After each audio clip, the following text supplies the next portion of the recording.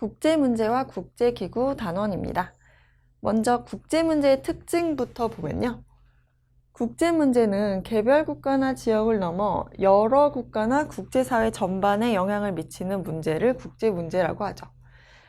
특징은 국경을 초월하여 발생한다. 국내에서만 발생했다면 그건 국내 문제가 되겠죠. 포괄적 자수에게 무차별적인 많은 영향을 끼치는 점이 있죠. 피해가 세대를 걸쳐 장기간 지속되고 적절한 보상을 받기 어렵고 그 이유는 중앙정부가 없기 때문이에요. 만약에 우리나라에서 문제가 일어나면 우리나라는 뭔가 기관들이 다 마련돼 있죠. 법원, 경찰, 정부 다 마련돼 있기 때문에 내가 부당한 피해를 입으면 그 구조 요청을 할 수 있는 방법이 많아요. 근데 이게 만약에 국제적으로 발생한 피해라면은 어떤 전 세계를 통일해서 아우르는 강력한 세계 중앙 정부 같은 게 없기 때문에 개별 국가에 대한 합의를 입양하도록 강제하기가 곤란해요. 너 내 말 들어 하면은 다른 나라에서 내가 왜 너 말 들어야 되죠? 이렇게 나라별로 주권이 평등하다 보니까 누가 누구에게 이래라 저래라 하기 좀 어려운 상황이라는 거죠. 그래서 지금 발생하고 있는 문제를 보면 평화와 안보, 빈곤, 남북 문제, 환경 문제 등이 있어요. 그 중에서 남북 문제라는 게 뭐냐면 이제 남반구와 북반구로 나눠지잖아요. 선진국과 빈곤국 간의 경제적 격차가 확대되고 있다는 의미로 쓰이고 있다는 뜻이에요. 잘 사는 나라는 점점 잘 살고 못 사는 나라는 점점 못 살고 있다는 뜻이죠. 그래서 이 남북 문제라는 단어가 시험에 나오기 때문에 이걸 잘 봐두고 넘어가시기 바랍니다. 그럼 두 번째 개념으로 가볼게요.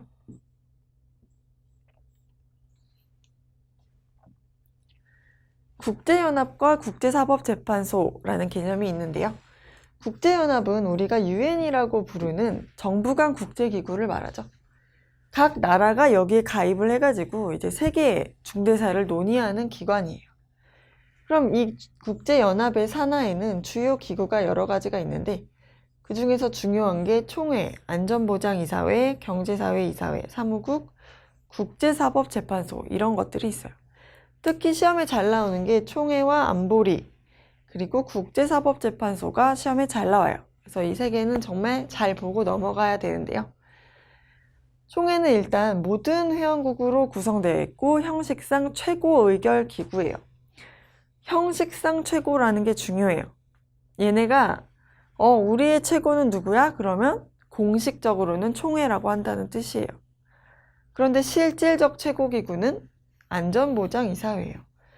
왜냐하면 안전보장이사회에는 경제적 제재와 군사력을 사용할 수 있기 때문에 사실상 힘이 제일 세요.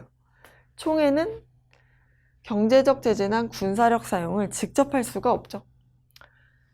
다만 여기서는 그런 권고나 안전보장이사회의 비상임이사국을 선출할 수 있어요. 안전보장이사회는 5개의 상임이사국, 이 나라 5개는 고정돼 있고 나머지 10개의 비상임이사국으로 구성되어 있는데요. 그 나머지 10나라가 누가 될지는 총회에서 선출한다는 뜻이에요. 이건 돌아가면서 나라마다 해요. 신가입국의 승인 업무도 총회에서 하고 있고 총회는 중요한 게 한 국가당 한 표씩 주고 있는 주권 평등의 원칙이 반영되고 있어요. 이에 반해서 안전보장이사회도 한 국가당 한 표 원칙은 동일해요. 그런데 여기서 중요한 거는 상임이사국 중 한 국가라도 거부할 경우에 안건은 부결된다는 특징이 있어요. 이걸 상임이사국의 거부권이라고 말을 해요. 그럼 예를 들면 이번에 이제 막 세계적으로 문제가 돼가지고 어떤 나라를 제재하기로 했어요. 거기에 이제 우리 경제적 불이익을 주자. 그래서 나머지 14개 국가가 찬성했는데 만약에 이 미러, 영, 죽, 푸 중에 영국이 반대했다. 난 반대할게. 난 그 나라랑 친해. 이렇게 할 경우에 다수결의 원리를 생각해보면 지금 14개 국가가 찬성하고 1개 국가가 반대한 거죠. 근데 누가 이긴다는 거예요? 상임이사국이기 때문에 영국이 상임이사국 중에 한 국가가 반대하면 그 한 국가가 이긴다는 뜻이에요. 그럼 경제 제재 못해요. 부결된다는 뜻은 그걸 할 수 없다는 뜻이에요. 그래서 이 상임이사국의 거부권이 굉장히 강력한 권한이죠. 그래서 이거를 문제에서 어떻게 하고 있냐면 힘의 논리, 현실주의 이런 말을 써요. 힘의 논리, 강대국의 힘을 인정하고 있고 국제사회를 바라보는 입장 중에 자유주의와 현실주의가 있었죠. 여기는 현실주의에 더 가까운 곳이라는 뜻이에요. 그 다음 경제사회 이사회에서는 이런 경제인권과 같은 비정치적 분야의 문제를 다루는 곳이고요. 사무국은 행정기관에 해당해요. 더 중요한 국제사법재판소에 대해서 이제 자세히 한번 알아볼게요. 국제사법재판소라는 곳은 뭐냐면 법원이에요. 국제법원. 재판소는 재판을 하는 곳이죠. 나라와 나라 사이에 분쟁이 생겼을 때 여기에 관해서 재판을 해요. 국가 간의 분쟁을 다룬다. 그러면 개인의 분쟁을 다룬다고 하면 이건 틀린 말이 되겠죠. 이게 시험에 잘 나와요. 그 다음 총회 및 안보리에서 선출된 서로 다른 국적의 15명의 재판관으로 구성돼요. 이것도 시험에 잘 나오기 때문에 재판소의 재판관은 어디서 선출한다고요? 총회에서도 선출하고 이사회에서도 선출해요. 그리고 서로 다른 국적으로 15명을 뽑는다. 여기까지 아시면 문제를 잘 풀 수가 있어요. 가맹국은 물론 비가맹국도 당사국이 될 수 있다. 이것도 문제에 자주 나오는데요. 꼭 국제연합 가입국가가 아니더라도 이 재판의 대상이 될 수 있다는 뜻이에요.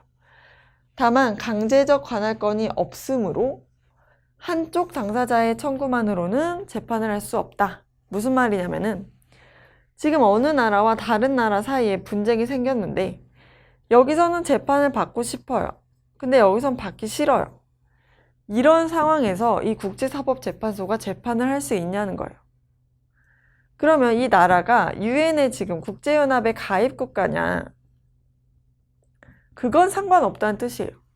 가입했건 안 했건, 얘도 가입했건 안 했건 그건 상관없는데 얘가 재판받고 싶어도 나머지가 재판받기 싫으면 재판을 못한다는 뜻이에요. 언제나 두 국가가 우리 재판으로 해결하자.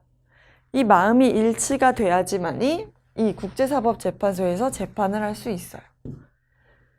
그리고 판결은 이행하지 않는 국가에 대해서는 안전보장이사회가 조치를 취해줄 수 있다. 이 말은 달리 말하면 이 국제사법재판소에서 자체적으로 제재할 수 있다. 직접 제재할 수 있다.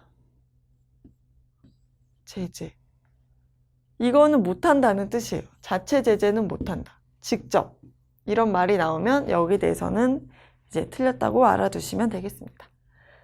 그래서 이 사법기관이라는 단어도 시험에 자주 나와서 이것까지 알고 계시면 되고 이제 다음 개념으로 넘어가 볼게요.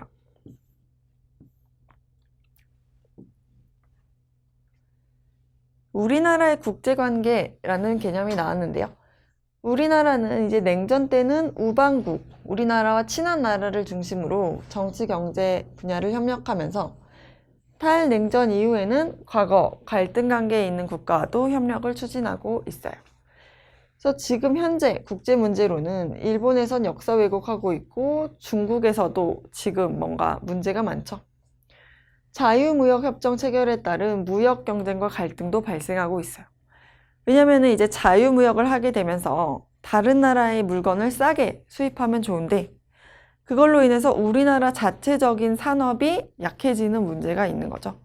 왜냐면 우리나라에서 만든 물건과 수입품이 있다고 했을 때 만약에 사람들이 다 수입품만을 사게 된다면 우리나라 물건을 생산하는 회사와 그 가족들은 좀 힘들어지는 그런 일이 발생하는 거죠. 그래서 외교의 전개 과정은 읽어주시면 되는데요. 60년 이전에는 반공을 중심으로 미국에 의존하다가 70년대에서는 이제 제3세계 국가와들과도 외교를 전개하게 됐어요. 80년대 후반을 들어서는 이제 우리가 잘 사는 게 제일 큰 목적이 됐죠. 그래서 경제적 실리 추구를 위해서 공산국가와도 외교를 추진하고 있고 2000년대 이후에는 북한과도 이제 교류를 하고 있다고 보여요. 그 밑으로 한번 가볼게요. 그래서 우리나라의 바람직한 국제관계는 이제 어떻게 해야 되냐? 평화가 중요하고 평화 통일의 기반을 마련해야 된다. 교역 대상국을 확대하고 자원 확보, 문화 교류 등을 이제 강화하면 된다. 국제관계에 있어서 주체성과 능동성을 강화하자. 예, 좋은 말만 써 있네요. 그래서 공공외교라는 게 나오는데요. 외국 국민들과 직접 소통을 통해 우리나라의 역사, 전통을 이제 소개해서 관광을 증대시키면 좋겠죠. 또 국가 이미지와 브랜드를 높여 우리나라의 영향력을 높이는 외교 활동을 해야 된다. 공공외교의 성공을 위해서는 다양한 주체들의 참여가 필요한데 상대 국가 행위자 네트워크를 형성하고 유지하는 가운데 상호 이해와 협력을 증진하는 게 필요하다. 이런 게 있겠네요. 그럼 여기까지 보고 이제 국제기구에 대해서 좀 더 많은 문제를 풀어보도록 하겠습니다.